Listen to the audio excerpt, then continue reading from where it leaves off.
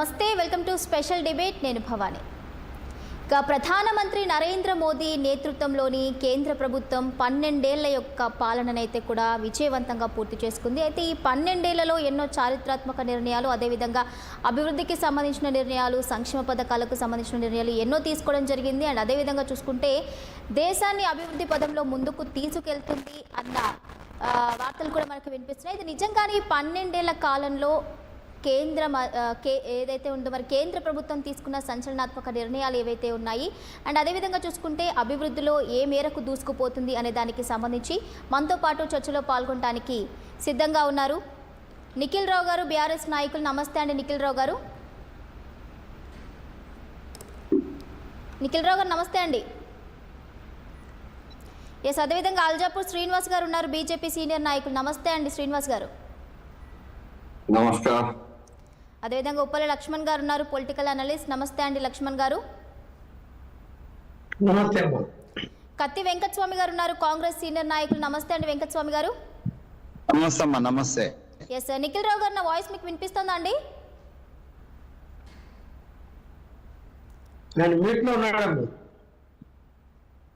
మీ voice వినిపిస్తోంది. Right, okay. ముందుగా లక్ష్మణ్ గారు, ఈ 12 ఏళ్ల కేంద్ర ప్రభుత్వం యొక్క పాలనలో మరి ఏ విధమైన మార్పులు చేర్పులు చోటు చేసుకున్నాయి అనుకోవాలి? అసలు ఈ 12 ఏళ్ళు పాలన ఏ విధంగా ఉంది అనుకోవాలి? దీనికి సంబంధించిన అభిప్రాయం ఏంటి? ఇప్పుడు ఏ ప్రభుత్వం అధికారంలో ఉన్నా కూడా మరి స్వాతంత్రం వచ్చినప్పటి నుంచి మనము అభివృద్ధి అన్నది అది నిరంతర ప్రక్రియ. వినిపిస్తుందమ్మా? వినిపిస్తుంది, మాట్లాడండి. అభివృద్ధి అన్నది, దేశ అభివృద్ధి అన్నది నిరంతర ప్రక్రియ. అది కొనసాగుతుంది. రకరకాల స్టెప్స్ ఆయా ప్రభుత్వాలు తీసుకోవటం వలన కొన్ని ఆలస్యం కావచ్చు, కొన్ని తొందరగా జరగవచ్చు. కాబట్టి ఇక్కడ ప్రధాన సమస్య మనకు పేదరికము, నిరుద్యోగము. ఈ పేదరికము, నిరుద్యోగం విషయంలో ఏం చేస్తున్నారు? ఎంతవరకు వచ్చింది? ఎంత శాతం తగ్గింది పేదరికం? అలాగే నిరుద్యోగ శాతం ఎంతవరకు తగ్గింది? అలాగే హామీలు ఇస్తున్నారు, హామీలు ఇచ్చింది నెరవేరుస్తున్నారా? ఇవన్నీ పరిశీలన చేయాల్సిన అవసరం ఉంటుంది. మేమేదో హైవేలు నియమించాము, మేమేదో బ్రిడ్జిలు నియమించాము, మేము ఎయిర్పోర్ట్లు నియమించాము, బుల్లెట్ రైళ్లు వేసాము, ఇవన్నీ ఓకే. అవన్నీ నిరంతరం జరిగేటువంటి ప్రక్రియ. ఏ ప్రభుత్వం అధికారంలో ఉన్నా కూడా గ్లోబల్ యొక్క డెవలప్మెంట్ అంటే ఇతర దేశాల్లో జరుగుతున్న అభివృద్ధి దృష్టిలో పెట్టుకొని మన దేశంలో కూడా అభివృద్ధి పదంలోకి తీసుకెళ్తారు. ఈ సమస్య ప్రధానంగా పేదరికం, తర్వాత నిరుద్యోగం. ఎక్కడ ఇప్పుడు సంవత్సరానికి 2 కోట్ల ఉద్యోగాలు ఇస్తాము అని బీజేపీ ప్రకటించింది. ఏది ఎన్నికల ముందు మేనిఫెస్టోలో. ఇప్పుడు ఎన్ని ఉద్యోగాలు ఇచ్చారు అంటే ఈ 6 సంవత్సరాలకు సంబంధించి బీజేపీ నాయకుడు ఒక ఆయన ప్రెస్ స్టేట్మెంట్ ఏమిచ్చాడంటే 13 కోట్ల వరకు మేము ఉద్యోగ అవకాశాలు కల్పించాం. అంటే అది ప్రైవేట్ రంగం కల్పించలేదు. ఏది కూడా ప్రభుత్వ పరంగా ఇచ్చే ఉద్యోగాలు కాదు, ప్రైవేట్ పరంగా వచ్చేటివి కూడా. కంపెనీలు పెరిగినా, తర్వాత నిర్మాణ సంస్థలు కానీ అన్నిట్లో కలిపి చెప్తున్నారు 13 కోట్లు. అంటే ఒక కోటికి ఎక్కువ మందికి ఉపాధి కల్పించాము చెప్తుంది బీజేపీ. ఈ 6 సంవత్సరాలు చెప్తున్నారు. అంతకుముందు 6 సంవత్సరాలు అది చెప్పడం లేదు, అది కూడా చెప్పాలి. అలాగే పేదరికం పర్సెంటేజీ 30%. ఎంతవరకు 30% పేదరికంని నిర్మూలించగలిగారు? 10% ఉందా, 15% ఉందా? ఎంత ఒక 10% అయినా పేదరిక నిర్మూలన జరిగిందా అంటే మనం చూస్తున్నాం. ఈ రోజుటికి ఢిల్లీ నగరాల్లో పెద్ద పెద్ద నగరాలు అడి చేసుకున్న చెన్నై కావచ్చు, హైదరాబాద్ కావచ్చు, కలకత్తా కావచ్చు, 9 జీవనం కొనసాగిస్తున్నారే. రాత్రిపూట వెళ్ళి మనము సిటీ అంతా తిరిగితే ఎక్కడ చూసినా ఫుట్పాత్ మీద పడుకొని ఉన్నటువంటి వాళ్ళు కనిపిస్తున్నారే. ఏమి అంటే ఈ రాజకీయ నాయకులకి నేను కేంద్ర ప్రభుత్వాన్ని ఒకదాన్ని బాధ్యత చేయదలుచుకోలేదు, రాష్ట్ర ప్రభుత్వాల బాధ్యత కూడా ఉంది. ఇవాళ 20 రాష్ట్రాలు బీజేపీ ప్రభుత్వం అంటే వాళ్ళు నడిపిస్తున్నారు. మరి ఏ నగరానికి వెళ్దాం, ఏ నగరకైనా వెళ్దాం, ఇక్కడ సిగ్నల్స్ దగ్గర పేదవాళ్ళు ఎలా వచ్చారు, సిగ్నల్స్ దగ్గర ఎలా ఆడుకుంటున్నారు, ఫుట్పాత్ మీద ఎలా పడుకుంటున్నారు. అలాగే ఉన్న గుడిసెలన్నీ కూడా పక్కా ఇల్లుగా మారుస్తామని చెప్పారు. ఇంకా నగరాల్లో ఎన్ని చోట్ల గుడిసెలు షెడ్లు ఉన్నాయి, పక్క గృహాలు ఎందుకు మారలేదు? అది ఏమిటరా అంటే కేంద్రం ఏమంటది, రాష్ట్ర ప్రభుత్వానికి మేము నిధులు ఇస్తున్నాము, రాష్ట్ర ప్రభుత్వానికి హౌసింగ్ స్కీములు ఇస్తున్నాము, వాళ్ళ వలన ఆలస్యం అవుతున్నది, వాళ్ళ నిధులు ఖర్చు పెట్టకుండా డిలే చేస్తున్నారు, ఇవి వాళ్ళు చెప్తారు. ఇప్పుడు హైదరాబాద్ నగరమే తీసుకోండి, డబుల్ బెడ్రూమ్ హౌసెస్ గత ప్రభుత్వం టేకప్ చేస్తే ఈ సంవత్సరం ఈ ప్రభుత్వం వచ్చి 2.5 సంవత్సరాలు అయితే వాటన్నిటిని పూర్తి చేశారా? బాధ్యత ఏంది? ప్రభుత్వం అనేది కంటిన్యూయేషన్. గత ప్రభుత్వం తప్పు చేసింది అనుకున్నాం, లేట్ చేసింది అనుకున్నాం. ఈ ప్రభుత్వం వచ్చిన తర్వాత మనం వెళ్ళి వాటిని పరిశీలిస్తే ఎలా ఉండేది అలాగే ఉంది. అంటే ఎటువంటి మార్పులు పెద్దగా చోటు చేసుకోవడం చూడలేదంటారు ఈ 12 ఏళ్ల కాలంలో. ఇక్కడ ఈ డబుల్ బెడ్రూమ్ హౌసింగ్ స్కీమ్ కేంద్ర ప్రభుత్వం కూడా నిధులు ఇస్తుంది. కేంద్ర ప్రభుత్వం ఏం మానిటరింగ్ చేస్తున్నది? రాష్ట్ర ప్రభుత్వం మీద ఒత్తిడి తీసుకురావాలి కదా. అలాగే రాష్ట్ర ప్రభుత్వం వాటి విషయంలో ఎందుకు పట్టించుకోవట్లేదు? ఇప్పుడు కొత్తగా ఏం చెప్తున్నారు, ఇందిరమ్మ హౌసెస్ మేము 1 ఇల్లు కడతాము అంటున్నారు. మంచిది, ఎవరు కాదండి. హైదరాబాద్ లోనే 1 లక్ష నిర్మాణాలు చేస్తామంటున్నారు. మరి ఎక్కడ పేదరికం పోవాలి అంటే వాళ్ళకి గృహవసతి ఉండాలి, ఉపాధి ఉండాలి, చదువుకున్న పిల్లలు ఉంటే వాళ్ళకి ఉద్యోగ అవకాశాలు. అలాగే నీకు ప్రధానమైన సమస్య నగరాల్లో ఏంటి? ఈ యొక్క చదువు కానీ లేకపోతే ఆరోగ్యం కానీ, ఈ 2 చాలా ఇంపార్టెంట్. దోపిడీ కదా. ఇవాళ చిన్న కాన్వెంట్ స్కూల్ వాళ్ళ యొక్క బస్తీలో, పేదలు నివసించే బస్తీలో ఉన్నా కూడా వాడు చార్జెస్ చేస్తున్నాడా లేదా? ఆసుపత్రికి వెళ్తే, చిన్న ఆసుపత్రికి వెళ్ళినా కూడా ఎంతెంత బిల్లులు వేస్తున్నారు. ఇవన్నీ కూడా ఎప్పుడు సమస్య పోతాయి? మీరు విద్య ఆరోగ్యము ఎప్పుడు ఉచితంగా ఇవ్వగలుగుతారు అని ప్రజలు ఎదురు చూస్తున్నారు ప్రభుత్వాల మీద. ఆ 2 ఇవ్వలేకపోతున్నారు. ఉపాధి దొరకడం లేదు, గృహ వసతి లేదు. మరి ఇన్ని సమస్యలు ఇప్పటికీ ఉన్నాయా లేదా? ఇగో ఇంత పర్సెంటేజ్ తగ్గింది అని చెప్తే సంతోషిస్తాం. ఓకే, ఆల్జాపూర్ శ్రీనివాస్ గారు మీరేమంటారు? రావణి గారు నమస్తే. మీకు, తోటి ప్యానలిస్ట్ కు, ప్రేక్షకులందరూ కూడా నమస్తే. భారతీయ జనతా పార్టీ, ఎన్డీఏ తప్ప మిగతా పార్టీలు ఏవి కూడా మేము చేసేటువంటి పనులకు ఎవ్వరు కూడా సమర్థించేది లేదు, మా స్టేట్మెంట్స్ ఒప్పుకునేది ఉండదు. ఒప్పుకుంటే వాళ్ళు అపోజిషన్ పార్టీస్ గా అనబడవు అనే ఒక నోషన్, ఆ యొక్క రాంగ్ పర్సెప్షన్ లో ఉంటారు. కాబట్టి ఒప్పుకోరాదు. వాస్తవంగా మాట్లాడితే వాళ్ళు ప్రజలు కూడా, కామన్ మ్యాన్ కూడా అపోజిషన్ పార్టీస్ కూడా మెచ్చుకుంటారు. నిజాలు మాట్లాడుతారు, వక్రబుద్ధి లేదు, ఏదైనా కానీ చేసింది చేసినట్టుగా ఒప్పుకుంటారు కదా. కానీ ఉంటే కానీ మాట్లాడిన వాస్తవం అది మాట్లాడతారు అపోజిషన్ పార్టీ. బీజేపీ సర్కార్ గత 12 సంవత్సరాలుగా రికార్డు స్థాయిలో ఈ దేశంలో ప్రగతి పనులు చేపట్టి ప్రపంచంలో ఒక మంచి పేరు దాచి ప్రపంచ దేశాలన్నీ కూడా మోదీ మా లీడర్ కావాలి, మాకే నాయకత్వం వహించు అని చెప్తున్నట్టు ఊరికే చెప్తారా భావని గారు? ఊరికే వెల్కమ్ చేస్తారా? ఊరికే వాళ్ళ యొక్క గౌరవాన్ని మరి మోదీ గారి దగ్గర దండం పెట్టేట్టు పరిస్థితి వస్తుందా?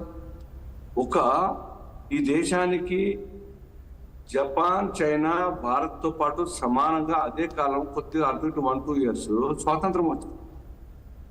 ఆ దేశాలు ఎక్కడున్నాయి? ఇజ్రాయెల్ ఎక్కడుంది? మనం ఎక్కడున్నాం? దానికి కారణం పాలకులే కదా. ఇంతకాలంగా పాలించిన పాలకులు. సో మేము అట్లా ఎవరినో కించపరిచేటువంటి మాట మాట్లాడుతున్నాం. ఈ దేశానికి ఏదో కారణం చేత ఇబ్బంది జరిగింది, ఏదో కారణం చేత నిర్లక్ష్యం జరిగింది, లేదా స్వాతంత్రం వచ్చిన తర్వాత వెంటనే బిలో పావర్టీ లైన్ వాళ్ళ సంఖ్య చాలా ఎక్కువ మొత్తం ఉండడం కారణంగా వాళ్ళతో పోటీ పడలేకపోయి జనాభా ఎక్కువ. వాళ్ళు అప్పటికే ఆ 47 కూడా జనాభా ఎక్కువ, వాళ్ళకి తక్కువ. ఇప్పుడు ఇవాళ చూస్తే ఇజ్రాయల్ యొక్క జనాభా హార్డ్లీ 90 lakhs. సో ఇది ఎంత కాదన్నా ఒప్పుకోవాల్సిందే, ఆ కాలంలో అంత డెవలప్మెంట్ జరగలేదు అనే విషయం. కానీ 12 సంవత్సరాల కాలం ఈ దేశంలో వినూత్నమైనటువంటి ఒక డెవలప్మెంట్ యాక్టివిటీస్ కలవడం కారణంగా జరుగుతున్న కారణంగా ఎంప్లాయ్మెంట్ జరగదా? భవానీ గారు మన అందరం కూడా కారణం.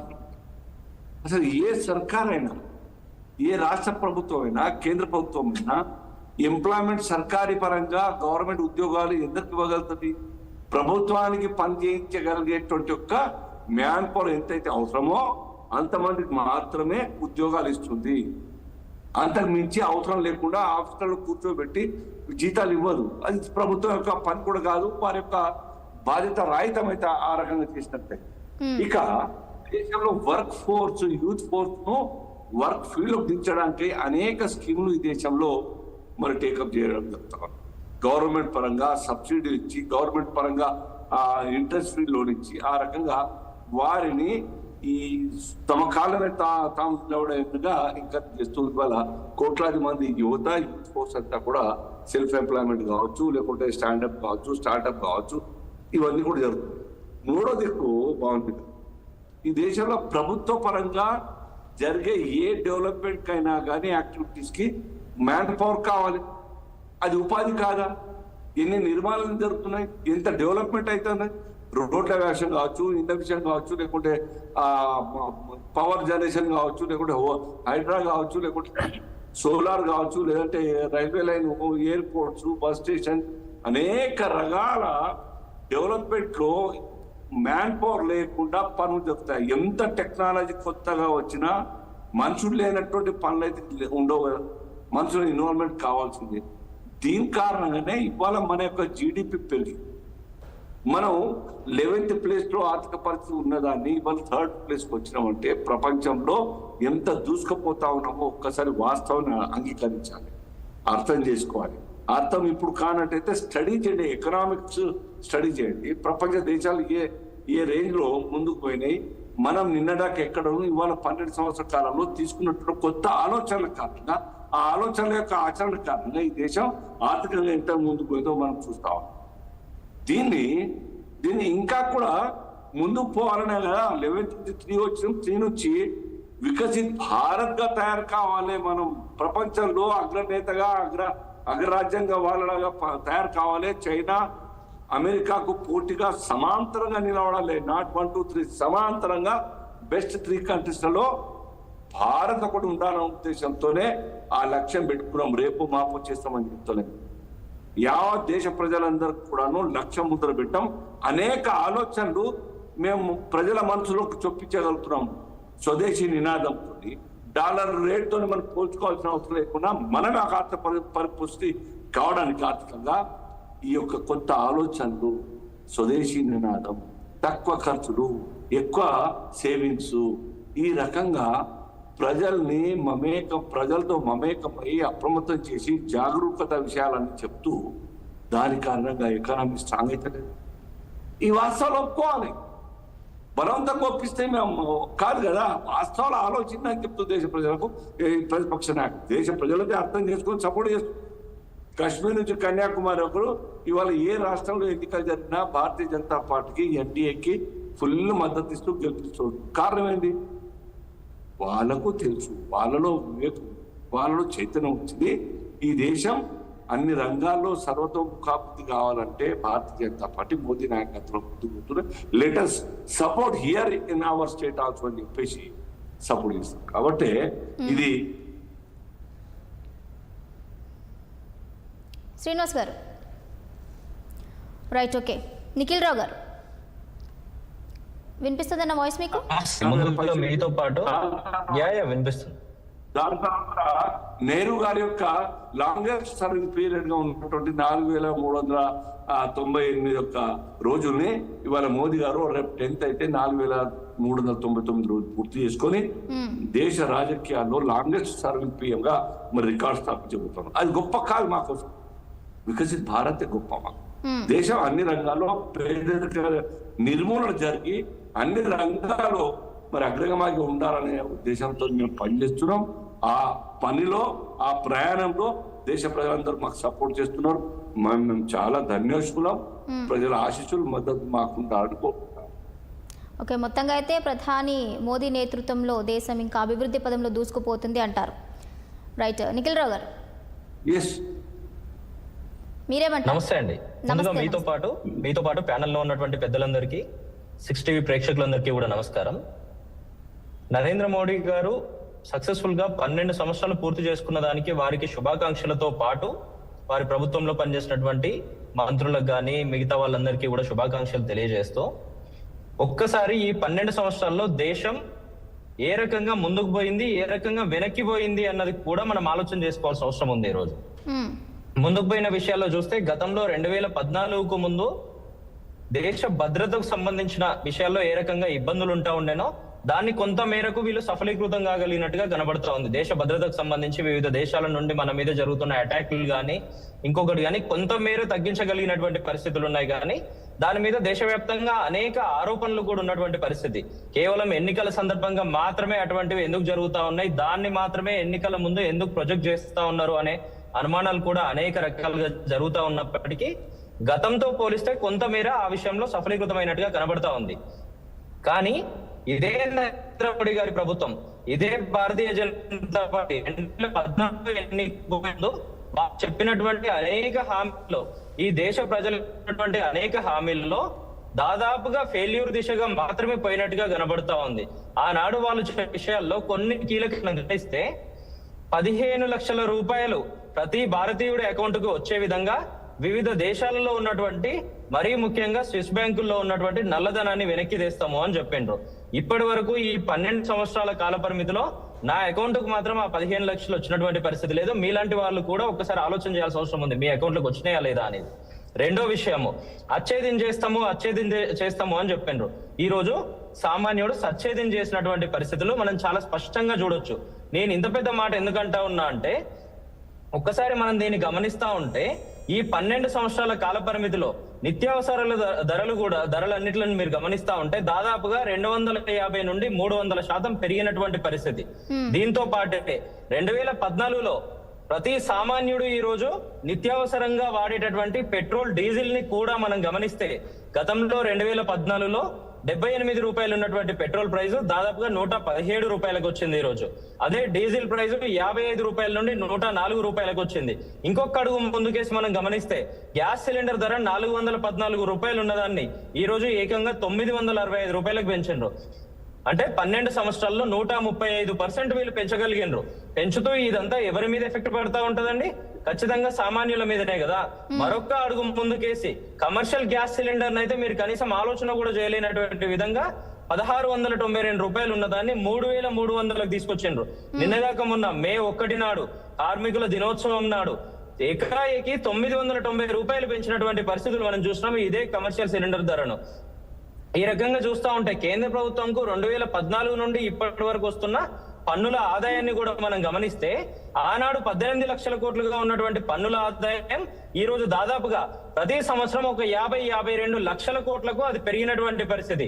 మరి అన్ని రకాల పన్నులు మీరు వసూలు చేస్తూ కూడా దేశంలో ఇటువంటి నిత్యావసరాలు కానీ సామాన్యుడికి అవసరం ఉన్నటువంటి అన్ని సదుపాయాలను కానీ ఈ స్థాయిలో ఏ రకంగా పెంచే ఆలోచనలు మీరు చేస్తా ఉన్నారు? దాదాపుగా ఈ 12 సంవత్సరాల కాల పరిమితిలో 330 లక్షల కోట్లు పన్నుల ద్వారా ఆదాయం వచ్చింది ఇదే కేంద్ర ప్రభుత్వానికి, ఇదే నరేంద్ర మోడీ గారు నడుపుతున్నటువంటి ప్రభుత్వానికి. మరి ఆ 330 లక్షల కోట్ల ఆదాయం కేంద్ర ప్రభుత్వానికి వస్తే కూడా మీరు దాన్ని దేనికోసం ఖర్చు పెట్టిండ్రు ఈ రోజు?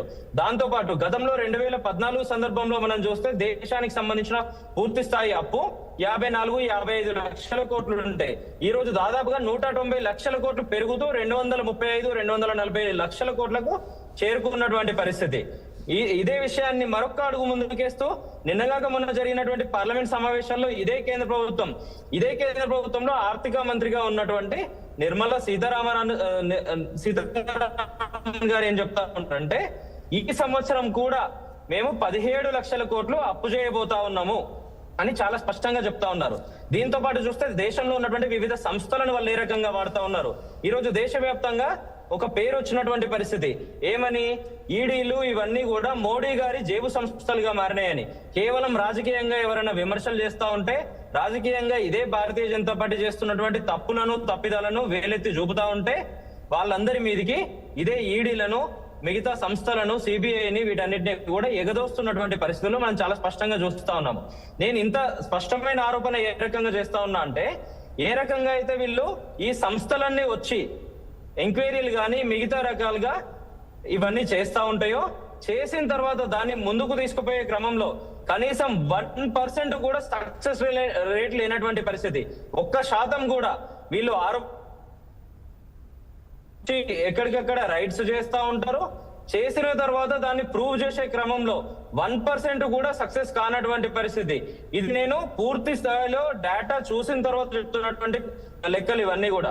నిన్నగాక మొన్న పార్లమెంట్ లో వివిధ ప్రధాన ప్రతిపక్షానికి సంబంధించిన వాళ్ళు కానీ మిగతా ప్రతిపక్షాలు కానీ స్పష్టంగా అడిగితే కేంద్ర హోంశాఖ ఇచ్చినటువంటి రిపోర్ట్ ఇది. దేశంలో దాదాపుగా 5,000 ఈడీ రైట్స్ జరుగుతా ఉంటే దాంట్లో కనీసం 1-2 మీద కూడా ప్రూవ్ చేసినటువంటి పరిస్థితి లేదు. అంటే దీన్ని బట్టి చాలా స్పష్టంగా తెలుస్తున్నటువంటి పరిస్థితి. మరీ ముఖ్యంగా మన తెలంగాణ రాష్ట్రానికి సంబంధించి చూస్తే 2 సంవత్సరాలు గడుస్తా ఉంది ఇప్పటి వరకు. రాష్ట్రంలో నెంబర్ 2, నెంబర్ 3 అని చెప్పబడుతున్నటువంటి పొంగులేటి శ్రీనివాసరెడ్డి గారికి సంబంధించిన కంపెనీల మీద గాని, వారి నివాసంలో గాని ఇదే ఈడీ రైట్స్ జరిగినాయి. ఈ రోజు వరకు ఆ రైట్స్ లో ఎంత పట్టుబడ్డది, దానివల్ల వచ్చినటువంటి దొరికినటువంటి డబ్బు ఏంటి, దొరికినటువంటి ఆస్తుల వివరాలు ఏంటి అనేది ఈ రోజు వరకు అటు ఈడీ చెప్పదు, అటు సిబిఐ చెప్పదు, అటు కేంద్ర ప్రభుత్వం చెప్పదు, ఇటు పొంగులేటి గారు చెప్పారు. అంటే వీటన్నిటిని బట్టి చూస్తా ఉంటే నిజంగా వీళ్ళు సంస్థలను ఏ రకంగా దుర్వినియోగం చేస్తా ఉన్నారనేది కూడా చాలా స్పష్టంగా కనబడతా ఉంది. మరొక ముఖ్యమైన విషయం ఏంటంటే, ఈ రోజు దేశవ్యాప్తంగా ఎక్కడ చూసినా కూడా నరేంద్ర మోడీ గారు ఆనాడు చెప్పింది ఏంది, ఛాయ్ పే చర్చ అనే కాన్సెప్ట్ తీసుకొని వచ్చిండ్రు. ఈ రోజు లీక్ పే చర్చ అనే విధంగా కేంద్ర ప్రభుత్వం నడుస్తున్నటువంటి పరిస్థితి. ఎక్కడ చూసినా కూడా పేపర్ లీక్లు జరుగుతున్నటువంటి పరిస్థితి. స్వయంగా డబుల్ ఇంజన్ సర్కార్ అని వీళ్ళు చాలా గొప్పగా చెప్తూ నరేంద్ర మోడీ గారు 2001 నుండి 2014 వరకు అంటే 13 సంవత్సరాలు ముఖ్యమంత్రిగా పనిచేసినటువంటి ఇదే గుజరాత్ లో ఇదే నరేంద్ర మోడీ గారు ప్రధానమంత్రిగా బాధ్యతలు తీసుకున్న తర్వాత దాదాపుగా 13 పేపర్ లీక్లు జరిగినటువంటి పరిస్థితి. హర్యానాకు సంబంధించి చూస్తే 28 పేపర్ లీక్లు, ఉత్తరప్రదేశ్ కి సంబంధించి 6-7 పేపర్ లీక్లు కేవలం ఇది 2 సంవత్సరాల కాల పరిమితిలో. ఈ రకంగా 10ల సంఖ్యలో రాజస్థాన్ లో గాని మధ్యప్రదేశ్ లో గాని జరిగినటువంటి పరిస్థితి. మళ్ళొక్క అడుగు ముందుకేసి చూస్తే మనము ఇదే కేంద్ర ప్రభుత్వం వాళ్ళకి సంబంధించిన భారతీయ జనతా పార్టీ రాష్ట్రంలో అధికారంలో ఉన్నటువంటి మరొక రాష్ట్రము అస్సాం. అదే అస్సాంలో నిన్నగాక మొన్న కూడా ఎన్నికలు జరిగితే మళ్ళీ ఇదే భారతీయ జనతా పార్టీకి సంబంధించిన వాళ్ళు అధికారంలోకి వచ్చిన పరిస్థితులు చూసినాం. అయినా కూడా అదే అస్సాంకి సంబంధించిన శాసనసభలో ముఖ్యమంత్రి గారు హిమంత బిశ్వ శర్మ గారు చాలా స్పష్టంగా ఒప్పుకున్నారు. ఏమనంటే ఇదే రాష్ట్ర ప్రభుత్వంలో, ఇదే అస్సాం ప్రభుత్వంలో 100 రూపాయలకు 10th క్లాస్ ఎగ్జామ్ పేపర్లు ఎక్కడ పడితే అక్కడ విచ్చలవిడిగా దొరికినటువంటి పరిస్థితి. దీన్ని స్వయంగా ముఖ్యమంత్రి హోదాలో అసెంబ్లీలో అంగీకరించినటువంటి పరిస్థితి. ఇదే రకంగా దేశంలో అప్పులు చూస్తూ ఉంటే ఇందాక నేను చెప్పినట్టుగా కూడా ప్రతి ఒక్కరి మీద 1,50,000 రూపాయలు తలసరి అప్పు. 140 కోట్ల మంది ప్రజలు ఎవరైతే ఉన్నారో వాళ్ళందరి పేరుతో 1,50,000 తలసరి అప్పు దేశంలో గతంలో ఎన్నడూ చూడలేనటువంటి పరిస్థితి. మనము ఈ రకంగా మీరు దేన్ని చూసినా కూడా, మరీ ముఖ్యంగా ఈ రోజు కరెన్సీ కూడా గతంలో డాలర్ రేటు ఏదైతే 70-72 రూపాయలు ఉన్నదో ఈ రోజు 97 రూపాయలు. అదే విధంగా నిఖిల్ గారు ఈ 12 ఏళ్ల కాలంలో అభివృద్ధికి సంబంధించి కూడా కొన్ని సంక్షేమ పథకాలు కానివ్వండి, కొన్ని చారిత్రాత్మక నిర్ణయాలు కానివ్వండి మోదీ ప్రభుత్వం తీసుకోవడం జరిగింది. వాటన్నింటినీ కూడా మనం ఒప్పుకోవాలి. ఇప్పుడు ఈ డిజిటల్ విప్లవం కానివ్వండి, పారిశ్రామికీకరణ కానివ్వండి, దీనివల్ల ఎలక్ట్రానిక్ పరికరాలు కానివ్వండి, అవన్నీ కూడా మేక్ ఇన్ ఇండియా, ఇవన్నీ కూడా ఇండియాలోనే తయారవుతున్నాయి కదా. అంటే దానికి సంబంధించి ఏమంటారు? మేము వాటిని తప్పబట్టట్లేదండి. మేము చాలా స్పష్టంగా చెప్తా ఉన్నాం. ఇందాక నేను చెప్పినట్టుగా దేశ భద్రతకు సంబంధించి కానీ, దేశంలో ఈ యూపీఐ ఆధారిత సేవలు కానీ ఇటువంటివి చాలా తక్కువ కాలంలో ఎక్కువ ముందు పోయినటువంటి పరిస్థితులు ఉన్నాయి.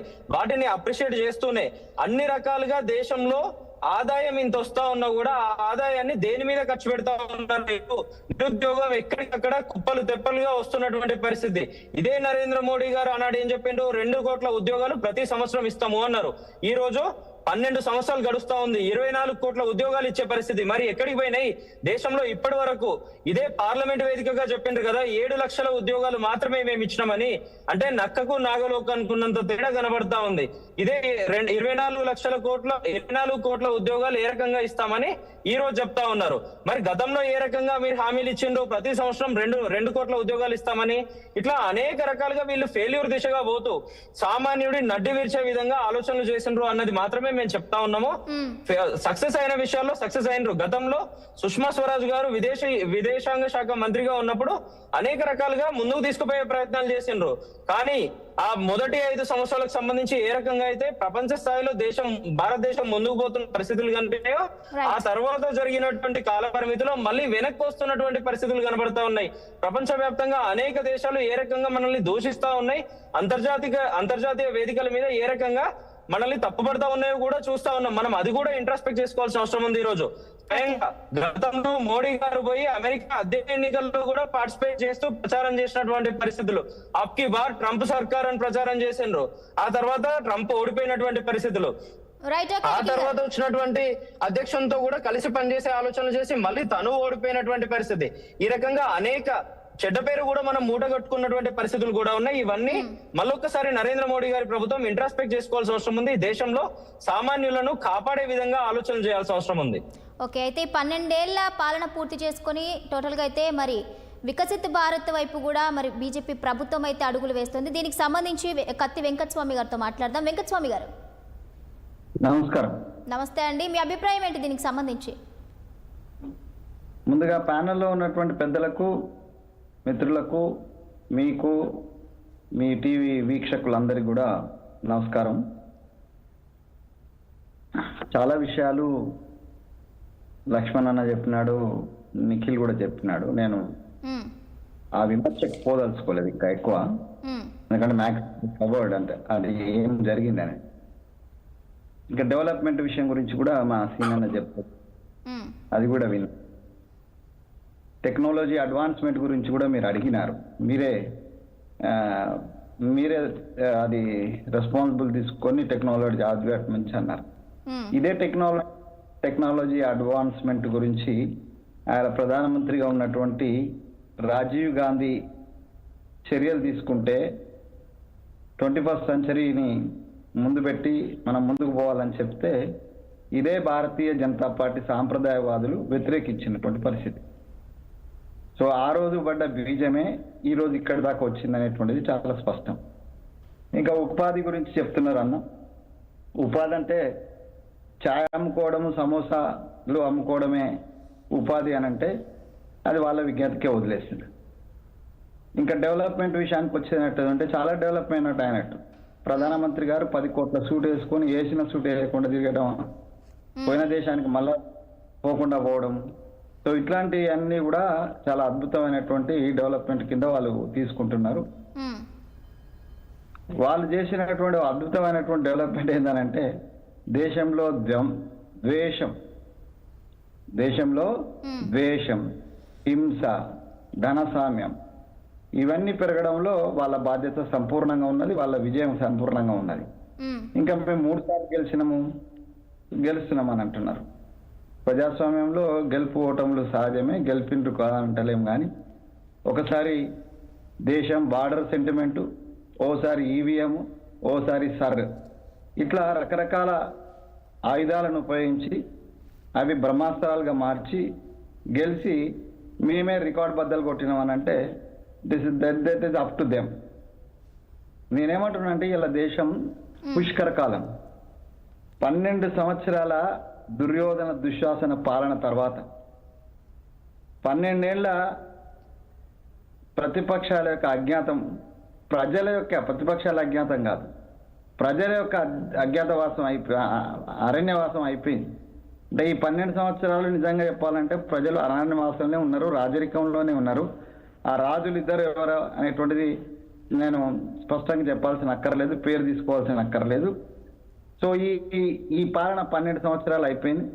ఇంకా ప్రజలు ఇంకా దారుణమైనటువంటి అజ్ఞాతవాసంలో పోయాల్సిన, అంటే బతుకు లేని పరిస్థితి. ఒక సామాన్యుడు చదువుకు పోవాలంటే government schools, government colleges, instead of that one Adani, Ambani లాంటి వాళ్లకు 12 లక్షల కోట్ల రుణమాఫీ చేసిన సిగ్గుమాలిన ప్రభుత్వం ఇది. ఎవరికి రుణమాఫీ చేస్తారు, ఎవరికి వేవింగ్ ఇస్తారు? ఎవడైతే లాస్ లో ఉన్నాడో, ఎవడైతే కొద్దిగా ఇబ్బందులో ఉన్నాడో ఇస్తారు. ప్రపంచంలో నెంబర్ 1 గా ఎలిగి వచ్చినటువంటి అదానికి సబ్సిడీ ఇవ్వడము, లేకపోతే బ్యాంకు రుణాలను వాళ్ళను వేవ్ చేయడం అనేటువంటిది అంతకంటే ఇంకా దుశ్చర్య ఇంకొకటి ఉంటుందని నేను అనుకుంటలేదు. సామాన్యునికో, రైతులకో, వాళ్ళకో ఇవ్వాలంటే మాత్రం వాళ్ళకి చేతులు రావు, వాళ్ళకు ఆ దయార్థ హృదయం లేదు. ఎందుకంటే ఇది రాజరిక పాలన. రాజుకు కింద కనిపించేది, ఆమె చుట్టుపక్కల ఉన్న 100 గదులు మాత్రమే కనిపిస్తారు, వాళ్ళ భజన మాత్రమే కనిపిస్తుంది, కింద సామాన్యుని యొక్క కష్టం తెలియదు. కాబట్టి ఆ సామాన్యుల గురించి ఆలోచించేటువంటి పరిస్థితి ఇవాళ లేదు. సో ఇవాళ అజ్ఞాతవాసంలోకి అంటే బతకలేని పరిస్థితి కదమ్మా. ఇవాళ గ్యాస్ బండ గురించి ఆయన చెప్పినాడు, కట్టెల పోయి పెట్టుకుంటామంటే కట్టెలు కూడా దొరకనటువంటి పరిస్థితే ఉన్నది. అలా సామాన్యుడు ఎట్లా బతుకుతాడు? వాడి తిండి ఎట్లా, వాళ్ళ పిల్లల చదువులే, ఉద్యోగాలు, చదివిన పిల్లలకు ఉద్యోగాలు ఎక్కడ? ఉద్యోగాలు చెప్తే మేము ఇది ఉపాధి అంటారు, ఉపాధి ఎక్కడ? ఉపాధి ఛాయ్ దుకాణం ఏదంటే దేశంలో చాలా మంది ఛాయ్ పెట్టుకుంటారు, ఛాయ్ పెట్టుకున్న వాళ్ళన్నా ప్రధానమంత్రి అయితే అనుకుంటారు. సో ఇది ఈ రకమైనటువంటి అపోహల, ఈ రకమైనటువంటి త్రిశంకు సర్కంలో 12 సంవత్సరాలు గడిచిపోయింది. ఇంకో సంవత్సరం గడిచిన తర్వాత ఇక చర్చలో, యుద్ధమో, ప్రతిపక్షాలు కూడా ముందుకు రావాలి, ప్రజలు ముందుకు రావాలి.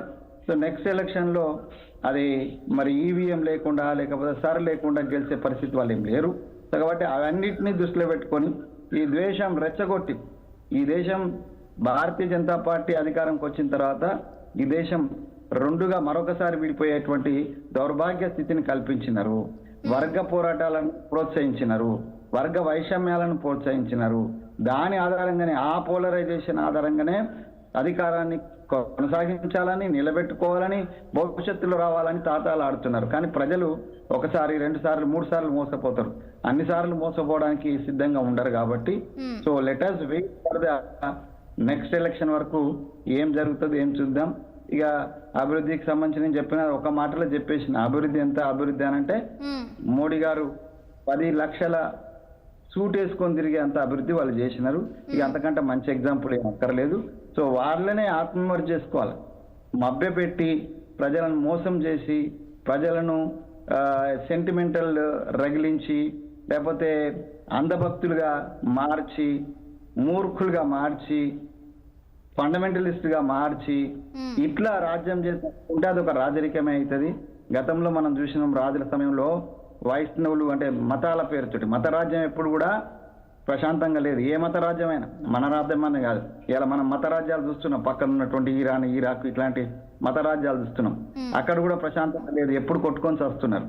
సో మత రాజ్యంలో ఎప్పుడైనా కొట్టుకొని సావడం ఉంటుంది. మన దగ్గర కూడా మత రాజ్యాలు ఉండినాయి. ఆ మత రాజ్యాలు వైష్ణవులని, శైవులని, ఆ శివుని పేరు వింటే చెవుల సీసాలు పోసుకున్నటువంటి పరిస్థితి. ఇవాళ కూడా అదే పరిస్థితి. ఒక ముఖ్యమంత్రి, ఒక రాష్ట్ర ముఖ్యమంత్రి ప్రజలందరికీ సబ్కే సాత్ సబ్కా వికాస్ అన్న వాళ్ళు, ఒక రాష్ట్ర ముఖ్యమంత్రి స్వయంగా ఒక అందరికి ప్రతినిధి అయిన ముఖ్యమంత్రి ముస్లిం షాపులలో, మైనార్టీల షాపులలో కొనొద్దనేటువంటి సిగ్గుమాలను ప్రకటన చేస్తే అది రాజ్యాంగానికి వ్యతిరేకమైన, ఆ రాజ్యాంగ విలువలను కాపాడినట్ట ఒకసారి ఆలోచించుకోవాలి. ఈ దేశంలో ఉన్నటువంటి ఒకరు ఇద్దరు దళితులు ఉన్నారు.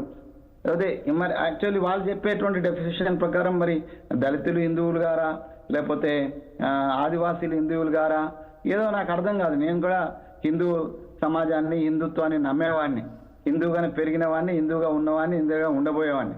కానీ దీన్ని రాంగ్ ఇంటర్ప్రిటేషన్. హిందుత్వం అంటే మానవత్వం, అందరి సర్వమత సమభావాలను చూడగలిగిందే హిందూ ధర్మం. ఆ హిందూ ధర్మాన్ని కాస్త హిందూ మతంగా మార్చి, మతోన్మాదంగా మార్చి, లేకపోతే ఏమంటారు ద్వేషంగా మార్చితే దాన్ని దేశం ఎట్లా చూస్తుంది, ఏం చూస్తుంది అనేది వాళ్ళే విజ్ఞతకే ఆలోచించాలి. వాళ్ళే ఇంకోటి ఏంటంటే ఏదైనా కూడా కొన్నాళ్ళే కొనసాగుతుందండి. ఎవరిదైనా, ఏ ప్రభ అయినా.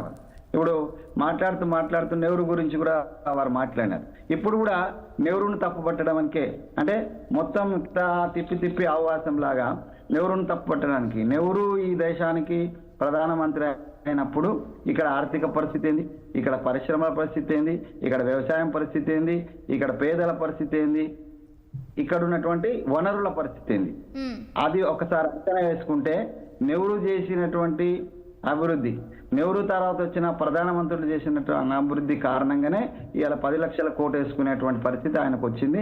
అంతకంటే ఇంకా వేరే ఎగ్జాంపుల్ చెప్పాల్సిన అక్కర్లేదు. అది వాళ్ళు డెవలప్ చేసిన అదే, మేము చేసినా కూడా అదే.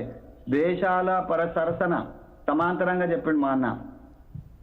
ఇవాళ ఇండియా మిగతా దేశాల సరసన సమాంతరంగా నిలబడడానికి కారణము ఇన్ని సంవత్సరాల యొక్క శ్రమ.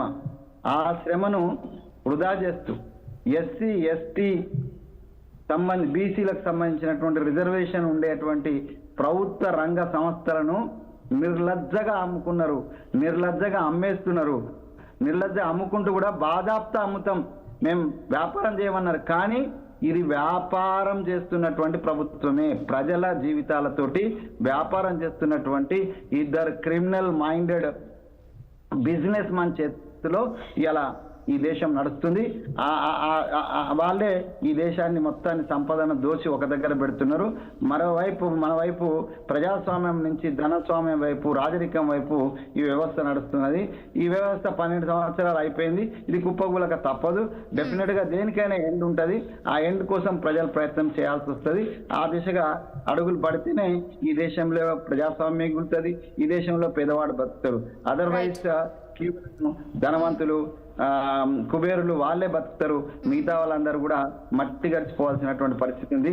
That is the development, that is the record of the Narendra Modiji's government అని నేను అంటున్నాను. రైట్, మొత్తంగా అయితే డెవలప్మెంట్ ఏదైతే జరిగిందో ఆ డెవలప్మెంట్ బీజేపీ పార్టీలోనే జరిగింది, ప్రజల యొక్క జీవన ప్రమాణాల మీద జరగలేదంటారు. చెప్పండి. ఒక మాట చెప్తారు, డెవలప్మెంట్ విషయం ఒక మాట చెప్తానమ్మా. మీరు మనకు చాలా నల్లమల్ల మన తెలంగాణ అయితే నల్లమల్ల అడవులు ఉన్నాయి, మా దగ్గర కూడా చాలా అడవులు ఉన్నాయి. అడవులో ఉన్నటువంటి చాలా మహావృక్షాలు ఉంటాయమ్మా. ఈ మహావృక్షాలకు ఎవరు ఎరువేసి అదేసి ఇదేసి ఏం డెవలప్మెంట్ చేయరు. అవి సహజంగానే సహజ వనరులతోటే పెరుగుతాయి. ఈ సహజమైనటువంటి అభివృద్ధి జరిగింది, నేను కాదనంటలేను. దేశంలో అసలు జరగాలంటే మనం విమర్శ ఈ 12 సంవత్సరాలు అంతకుముందు జరిగింది, ఇప్పుడు కూడా జరిగింది. అయితే అడవిలో మానుకు ఎట్లయితే స్వతహా పెరుగుతుందో అట్లా పెరిగిన పరిస్థితి ఉన్నది. కాకపోతే అక్కడక్కడ ఇష్టమైన చెట్లు ఉంటాయి కదా, గుజరాత్ లాంటి చెట్టు ఒక ఇష్టము, లేకపోతే మన బీహార్ లాంటి చెట్టు ఇష్టము. అక్కడ ఎలక్షన్ వస్తుంది, అక్కడ పోయి పైసలన్నీ అక్కడ పెట్టడం తప్పితే వివక్ష, అందరికన్నా పెద్ద వివక్ష ఈ దేశంలో ఎందుకున్నటువంటి పౌరుడు ఎవడన్నా అంటే అది తెలంగాణ పౌరుడు. తెలంగాణ పౌరుడు భారతదేశంలో భాగమై ఉండి కూడా భారత పౌరుడుగా ఉన్నటువంటి మనం ఈ తెలంగాణ ఈ 14 సంవత్సరాల్లో అత్యంత క్రూరమైనటువంటి వివక్షను ఎదుర్కొన్నటువంటి వాళ్ళం మనమే. అది మరి మా నరేంద్ర మోడీ గారికి వ్యక్తిగతంగా తెలంగాణ అంటే కోపమా? ఎందుకంటే అక్కడే అట్లా ఏం అవసరం లేదు. ఎందుకంటే గుజరాతీలను మనం ఇక్కడ మా సీనియర్లకైతే బాగా తెలుసు, వాళ్ళకి ఇంకా దోస్తులు ఎక్కువ ఉంటారు. గుజరాతీలను ఇక్కడ హక్కున చేసుకొని, మార్వాడీలను హక్కున చేసుకొని ఈ హైదరాబాద్ నగరము ప్రపంచంలో పెద్ద పెద్ద బిజినెస్ మన్ గా ఎదగడానికి గుజరాతీ మార్వాడీస్ ను హక్కున చేర్చుకున్న హైదరాబాద్ పట్ల కూడా భారతీయ జనతా పార్టీ కేంద్ర ప్రభుత్వం వివక్ష చూపింది. ఆ వివక్షలో అత్యంత అంటే పీక్ స్థాయిలో ఉన్నది మనమే. దేశం మొత్తం మీద అందరు ప్రజలలో తెలంగాణ రాష్ట్రం, తెలంగాణ ప్రజలే ఈ కేంద్ర ప్రభుత్వం వివక్షకు ఎదుర్కొన్నారనేది చాలా స్పష్టం. ఓకే, శ్రీనివాస్ గారు. మీరేమంటారు శ్రీనివాస్ గారు? మరి ఇప్పుడు ఏదైతే అభివృద్ధి జరిగిందో ఆ అభివృద్ధి అంతా కూడా బీజేపీ పార్టీలోనే జరిగింది, ప్రజల యొక్క జీవన ప్రమాణాలు ఎటువంటి అభివృద్ధి జరగలేదు అంటూ కూడా కత్తి వెంకటస్వామి గారు అంటున్నారు. మీ అభిప్రాయం ఏంటి? బీజేపీ అనే వారు కాంగ్రెస్ హయాంలో జరిగిందని చెప్తారు. బీజేపీలో జరిగిన వాస్తవాన్ని దాచిపెట్టి కాంగ్రెస్ హయాంలో, రాజీవ్ గాంధీ హయాంలో, నెహ్రూ హయాంలో బీజేపీ నెహ్రూ గారి గురించి ఎప్పుడు, ఇందిరాగాంధీ గారి గురించి ఎప్పుడు మాట్లాడారు. వాళ్ళు కూడా వాళ్ళకు కూడా యోగదానం ఉన్నది అని చెప్తూ ఫస్ట్ స్పీచ్ అన్నారు. దేశం స్వాతంత్రం వచ్చిన తర్వాత లాంగెస్ట్ కాంగ్రెస్ పార్టీ 54 సంవత్సరాలు పాలించింది. వాళ్ళ భూమి కూడా ఉన్నది. కానీ కంపారిటివ్లీ జర్మనీ, జపాన్, తర్వాత స్వాతంత్రం వచ్చిన ఇజ్రాయెల్, లేకుంటే చైనా, వీటితో పోల్చుకుంటే ఎందుకు వెనుకబడ్డాం మనం? చైనా కూడా అదే పేదరికంలో ఉండే గ్రామీణ ప్రాంతాలు ఇప్పటికీ చాలా కష్టాల్లో ఉన్నటువంటి పరిస్థితి చైనా ఎందుకు ప్రపంచంలో నంబర్ 1, 2గా తయారైంది? బికాస్ ఆఫ్ పాలసీస్, గవర్నెన్స్, ప్రభుత్వాల కారణంగా. విత్ యువర్ కైండ్ పర్మిషన్ సీనన్న, హైదరాబాద్ అంతా భారత ఉపఖండం అనుకుంటాం మనం. భరతవర్షే భరతఖండే మేరోర్ దక్షిణ దిగ్భాగే అని చదువుకున్న వాళ్ళం. భారత ఉపఖండాన్ని ఒక చిన్న దేశం ఇజ్రాయెల్ తో చేసి మనం పోల్చి మన ఇజ్జత్ మనం తీసుకోవద్దన్న, మన ఇజ్జత్ మనం తీసుకోవద్దు. ఇజ్జత్ తీయడం కాదు, మన శక్తి సామర్థ్యం ప్రపంచానికి ఇవాళ సేవలు అందిస్తుంది. ఏ దేశాల్లోకి వెళ్ళినా ప్రపంచంలో మన భారతీయులు కనబడతారు. భారతీయులు కశ్మీర్ నుంచి కన్యాకుమారి కేరళ వరకు ఉన్నటువంటి భారతీయులు ఆ దేశాల్లో సర్వీస్ అందిస్తారు. బీట్ డాక్టర్ కావచ్చు, ఇంజనీర్ కావచ్చు, లేకుంటే గల్ఫ్ దేశాలు ఇంకో రకంగా కార్మికులు కావచ్చు, వారి యొక్క టెక్నాలజీ కావచ్చు, ఇలా అనేక రకాల సర్వీస్ అందించేటువంటి కెపాసిటీ సామర్థ్యం మన దగ్గర ఉన్నది. వీరిని మన దేశ డెవలప్మెంట్ కోసము వాళ్ళను ప్రోత్సహిస్తే ఈ దేశానికి సేవలు అందిస్తాం. కాబట్టి ఈ యొక్క స్వదేశీ విధానం మేము కొత్త దిశదారు కదా. నెహ్రూ గారి పీరియడ్ లో వారి గురువు గారు మహాత్మా గాంధీ యొక్క కాన్సెప్టే కదా, గ్రామ స్వరాజ్యం రావాలి, స్వదేశీ నినాదం తీసుకొచ్చి గ్రామీణ ప్రాంతాల్లో దేశం మొత్తం కూడా స్వదేశీ ఆలోచన రావాలని చెప్పి మేము అదే మాట్లాడుతున్నాం కదా. మా సిద్ధాంతంలో గాంధీ సొసైటీ ఉన్నది, మీరు చూస్తూ మా పంచనిష్టలో చూడండి. సో ఇవన్నీ కూడా దృష్టిలో పెట్టుకొని దేశ నిర్మాణంలో భారతీయ జనతా పార్టీ చాలా ముందున్నది, పనిచేస్తున్నాం. ప్రభుత్వాలు వచ్చిన చోట కూడా అదే విధంగా స్పీడ్గా పోతున్నాం. ఇప్పుడు అందరికీ పరిచయం భారతీయులుగా మనం అందరం కూడా ఒక్కతాటిపై ఏకతాటిపై ఉండి ఆయా రంగాల్లో అన్ని రాష్ట్రాల్లో సమాంతరంగా డెవలప్ కావాల్సిన లక్ష్యం ఉన్నది. మీ హయాంలో కాశ్మీర్ ఏముండే 30-40 సంవత్సరాల కాలం పాటు ఆ శ్మశానమే తయారైంది. ఉగ్రవాదాన్ని, వేర్పాటువాదాన్ని పెంచి పోషించడం కారణంగా డబ్బులు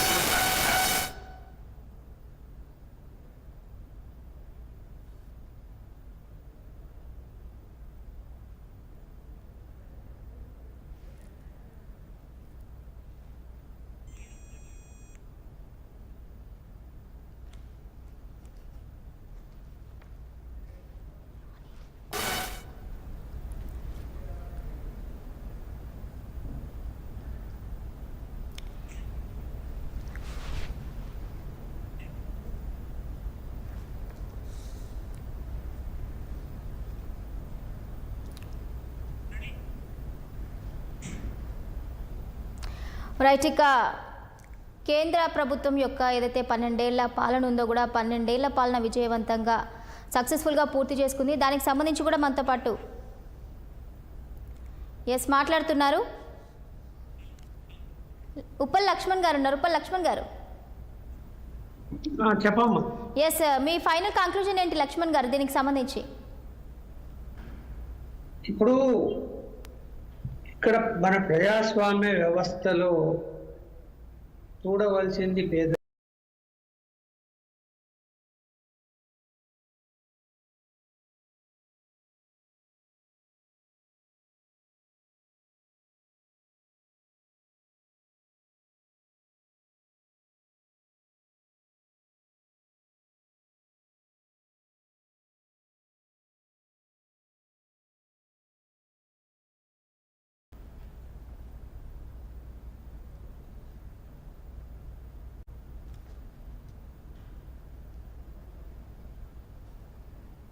ఇందాక మన మిత్రులు అంబానీ అదాని గురించి కూడా చెప్పారు.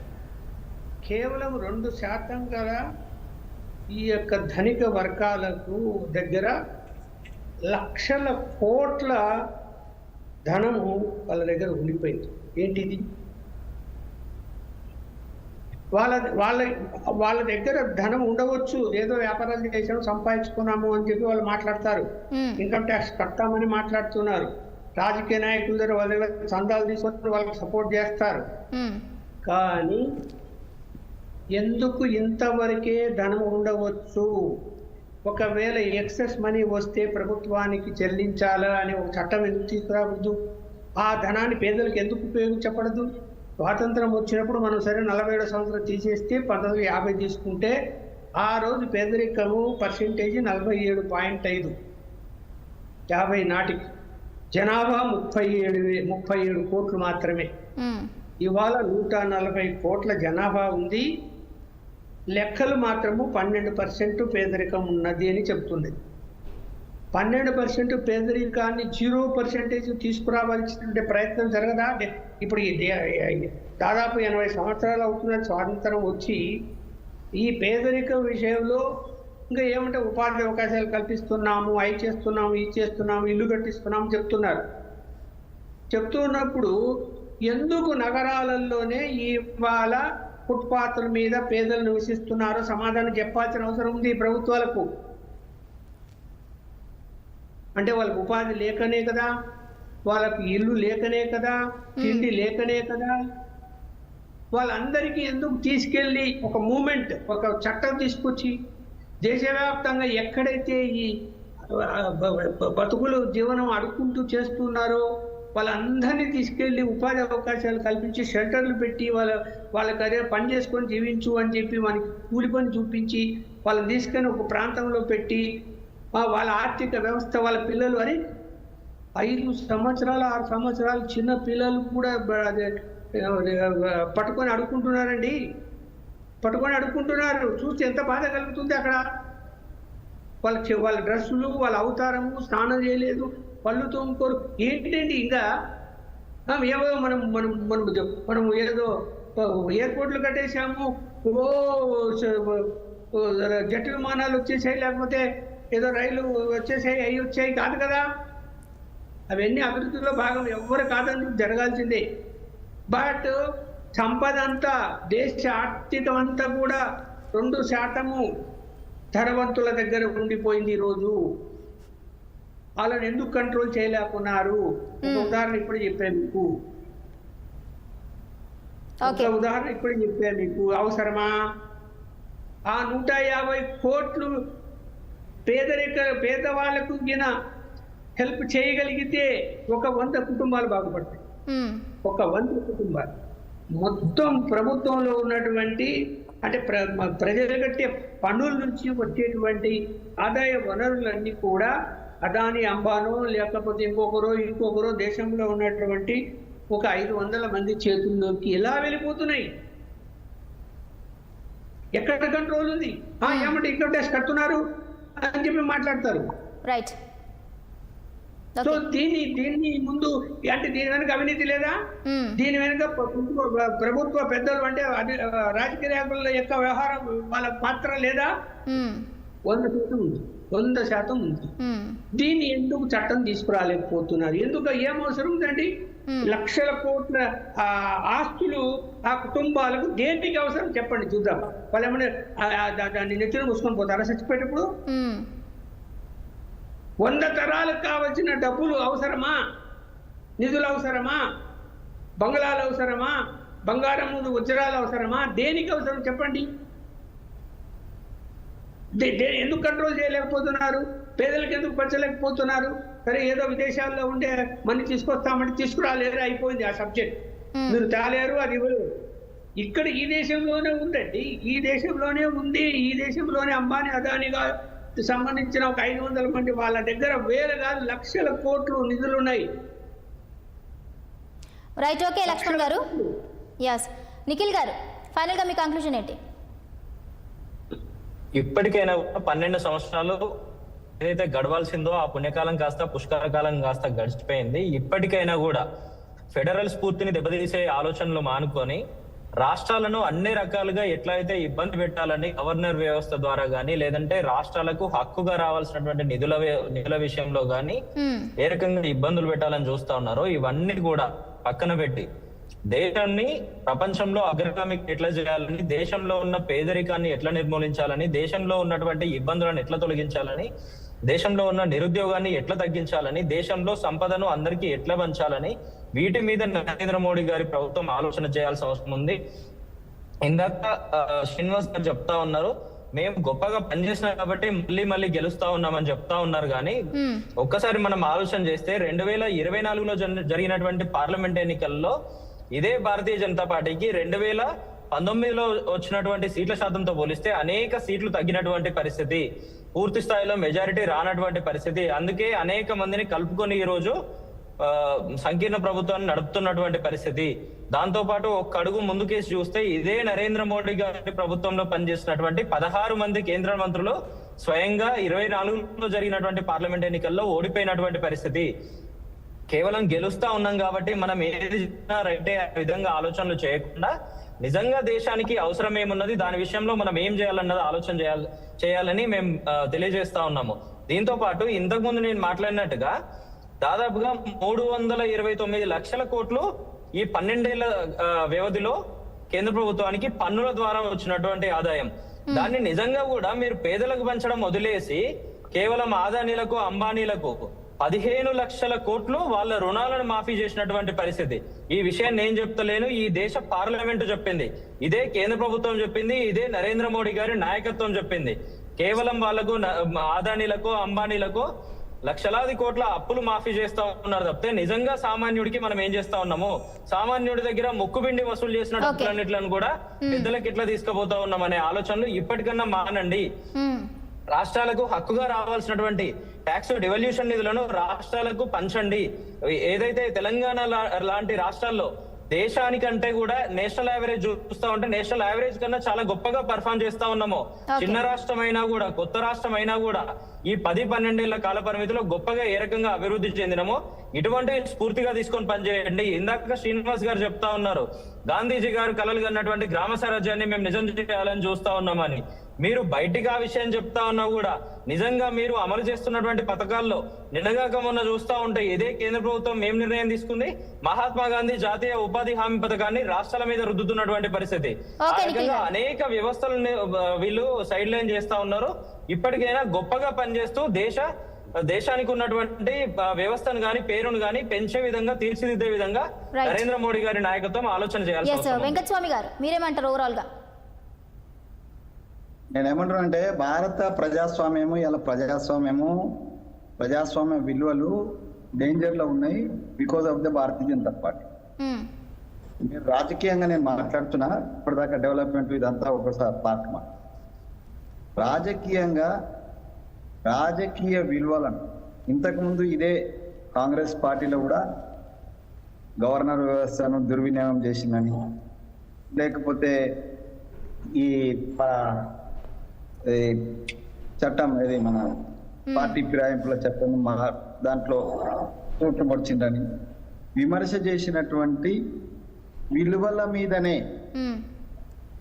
భారతీయ హిందూ అనుకోండి, భారతీయుడు అనుకోండి, ఆ విలువల మీదనే బతుకుతామని, ఆ విలువలతోటే వచ్చినామని, ఆ విలువలతోటే డెవలప్ చేస్తామనేటువంటి వీళ్ళు ఇలా ప్రజాస్వామ్యాన్ని కూని చేయడంలో, అంటే ప్రపంచ చరిత్రలో, భారతదేశ చరిత్రలో ఒక పెద్ద ఘట్టమైందని అంటే ఒక ఎలక్టెడ్ ప్రభుత్వాన్ని కొనుక్కున్నంత ధనస్వామ్యం ఇది. నేను నార్త్ ఈస్ట్ ఇండియా ఇన్ఛార్జ్ గా ఉన్నాను, ఇంతకుముందు పనిచేసిన నేను కాంగ్రెస్ పార్టీకి. అరుణాచల్ ప్రదేశ్ గవర్నమెంట్ నే కొనుక్కున్న పరిస్థితి. అట్లాగే మహారాష్ట్ర ఎగ్జాంపుల్ తీసుకుందాం, కర్ణాటక ఎగ్జాంపుల్ తీసుకుందాం, మధ్యప్రదేశ్ ఎగ్జాంపుల్ చూస్తే ఏ రాష్ట్రం 9-10 రాష్ట్రాలలో ప్రజాస్వామ్యంగా ఎన్నికైనటువంటి గవర్నమెంట్లను కుప్పకూల్చినటువంటి ఘనత మోడీ గారిది. ఇవాళ ఇందాక నిఖిల్ చెప్పినట్టుగా particularly there target is the ప్రాంతీయ పార్టీ. ప్రాంతీయ పార్టీలు కొంచెం దాంతోటి లోకల్ గా మాట్లాడతాయి కాబట్టి అది గిట్టడం లేదు. ఆ ఫెడరల్ స్ఫూర్తి లేకుండా ప్రాంతీయ పార్టీలందరినీ కూడా స్మాష్ చేయాలనేటువంటి కార్యంలో భాగంగా ఇలా మహారాష్ట్రలో శరద్ పవార్, రాజ్ ఠాకరే, ఉద్ధవ్ ఠాకరే చిన్న భిన్నం చేసేసింది. ఇప్పుడు అదే విధ్వంసము ఇలా ఇంతకు ముందు కేజ్రీవాల్ మీద చేసినారు. కేజ్రీవాల్ అయిపోయింది, ఇప్పుడు మమతా బెనర్జీ చేస్తారు. మమతా బెనర్జీ కేజ్రీవాల్ కంటే ముందు ఇక్కడ ఏఐడిఎంకే పూర్తిగా కంట్రోల్ చేసుకోవడానికి ట్రై చేసినారు. సో ఇవన్నీ కూడా కుయుక్తులతోటి అధికారం చెలాయించుకోవాలనే కుయుక్తితోటి అందుకే నేను అంటే రైట్. మాడిచ్చి ఓకే వెంకటస్వామి గారు, టైం లేదు. దేశానికి రాజ్యాన్ని హస్తగతం, ఒక్క మాటమ్మా, మాయాజూదంలో గెలిచి రాజ్యాన్ని హస్తగతం చేసుకున్నటువంటి దుర్యోధన దుశ్శాసన పాలన లాగానే ఇవాళ మాయ చేసి ఈ దేశ ప్రజలను మాయ చేసే భారతీయ జనతా పార్టీ అధికారంలో కొనసాగుతుంది. అయితే అరణ్యవాసం అజ్ఞాతం అయిపోయిన తర్వాత యుద్ధం తప్పదు. ఈ యుద్ధంలో ధర్మం గెలవక. రైట్. శ్రీనివాస్ గారు ఫైనల్ గా. మిత్రులందరూ కూడాను మనం భారతదేశంలో ప్రజాస్వామ్య దేశంలో ఉన్న విషయాన్ని మర్చిపోతున్నాం. కాబట్టి ఇవన్నీ బేస్లెస్ ఆరోపణలు చేస్తున్నా కనిపిస్తూ ఉంటాయి. ఏ వ్యాపారికైనా ఏ కాంట్రాక్టర్కైనా కానీ మొత్తంగా కూడా ఓపెన్ గా ట్రాన్స్పరెంట్ గా టెండర్ ద్వారా ఎవరైనా అప్లికెంట్స్ వస్తున్నారు, ఎలిజిబిలిటీని చూసి వాళ్ళు ఓపెన్ టెండర్ పాల్గొని చేస్తున్నారు. వాళ్ళు తీసుకొని సంపాదించి ఇంట్లో పెట్టుకుంటారు ఎవరైనా. ఆ ధనమంతా లాభాలన్నీ కూడా మళ్ళా నేషనల్ కన్స్ట్రక్షన్ కోసం తీసుకునేటువంటి కాంట్రాక్టర్లు కావచ్చు, వ్యాపారాలు కావచ్చు, లేదా ఇండస్ట్రీస్ కావచ్చు, వాళ్ళకు వాళ్ళ పెట్టుబడి కారణంగా ఉపాధి లభిస్తలేదా? మేము ధనస్వామ్యం గురించి కాదు, పెట్టుబడిదారి యొక్క వ్యవస్థ కాదు, క్యాపిటలిజం అన్ని ప్రోత్సహించాం. కానీ ఎవరైనా పోటీ రాజకీయాల్లో, పోటీ ప్రపంచంలో పోటీ పడి ముందుకు డెవలప్ అవుతా ఉంటే వారి ద్వారా సమాజానికి, నిరుద్యోగులకి, అనేక కుటుంబాలకు పని దొరుకుతున్నప్పుడు మనం డిస్కరేజ్ ఎట్లా చేస్తాం? ఓపెన్ కాంపిటీషన్ రోడ్ల నిర్మాణం మీతో నాతో కాబట్టి ప్రజాస్వామ్యంలో చాలా ఓపెన్ గా ట్రాన్స్పరెంట్ గా జరిగేటువంటి ఒక కాంట్రాక్ట్ విధానం ద్వారా ఎవరైనా డెవలప్ కావచ్చు. ఇది కొత్తగా లేదు. టాటా బిర్లాలు కాంగ్రెస్ అప్పటి నుంచి ఉన్నారు, రిలయన్స్ అప్పటి నుంచి ఉన్నారు, ఇప్పుడు కొత్తగా కొందరు తయారైనారు. అంతే తప్ప వివక్షతోనే సపోర్ట్ చేసి ఒకరి పైకెత్తాలని కాదు. మరి చైనా పంచి ఇప్పుడు వాళ్ళు క్యాపిటలిజం వైపు వస్తున్నారు కదా, క్రోనీ క్యాపిటలిజం వస్తున్నారు వాళ్ళందరూ. ఓకే శ్రీనివాస్ గారు, టైం అయిపోయింది. Right, thank you all. చెప్పు శ్రీనివాస్ గారు, కత్తి వెంకటస్వామి గారు, నిఖిల్ రావు గారు, ఉప్పల లక్ష్మణ్ గారు, థ్యాంక్ యూ సో మచ్ అండి డిబేట్లో పాల్గొని మీ యొక్క అభిప్రాయాన్ని వ్యక్తపరిచినందుకు. చూసారు కదండి, ఇది వాళ్ళ స్పెషల్ డిబేట్. మరో అంశంతో మళ్ళీ కలుద్దాం. అంటే దాన్ని కీప్ వాచింగ్ 6 TV.